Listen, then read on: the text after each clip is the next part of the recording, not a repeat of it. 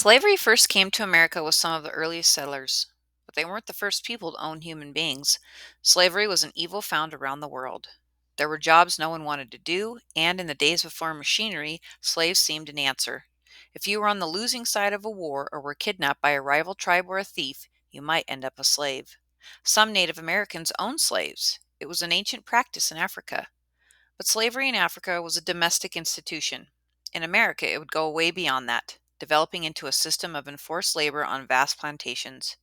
And while in Africa blacks were owned by other blacks, in America, blacks were always owned by whites.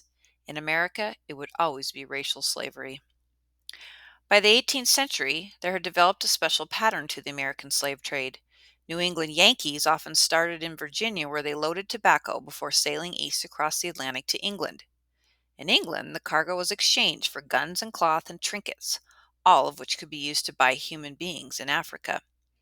Then the slave ships sailed south from England to Africa to fill their holds with African men, women, and children who were the most valuable cargo of all. Those people sailed west against their wishes and were usually taken to a Caribbean island or a southern port where the sea captains sold them for cash or more sugar. Finally, they crisscrossed triangular journey ended in Massachusetts or New York or Annapolis. Robert Walsh was an eyewitness of a slave ship in action. He wrote, "The slaves were all enclosed under gated hatchways between decks. The space was so low they sat between each other's legs, and there was no possibility of lying down, or at all changing their position by night or day. Over the hatchway stood a ferocious-looking fellow with a scourge of many twisted thongs in his hand, was the slave driver of the ship. The last parting sounds we heard from the unhallowed ship were the cries and shrieks of the slaves, suffering under some bodily affliction." In colonial times, there was slavery in both North and South. But slavery didn't make much sense in the North. Farms were small, and the farmer could often handle the work himself. The situation was different in the South. The crops that grew well there, tobacco, cotton, rice, and sugar, demanded large numbers of field workers. But there were few workers to be had until the advent of African slavery.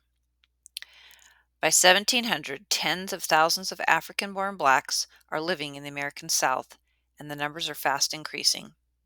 In 1705, in Virginia, laws are passed that attempt to take away slaves' humanity.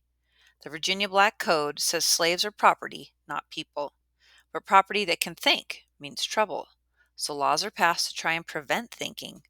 One North Carolina law read this way: "The teaching of slaves has a tendency to excite dissatisfaction in their minds. Therefore, any free person who shall teach any slave to read and write shall be liable to indictment. If any slave shall teach or attempt to teach any other slave, he or she shall receive 39 lashes on his or her bare back." When you do something you know is wrong, you usually try to convince yourself that it really is all right. Southerners began to say that God created some people to be slaves and some to be masters. They say black people aren't as smart as white people. Then, to make that true, they passed laws that say it is a crime to teach blacks to read and write. One white woman in Norfolk, Virginia, who teaches free blacks in her home, is arrested and put in jail. Whites are losing their freedoms too.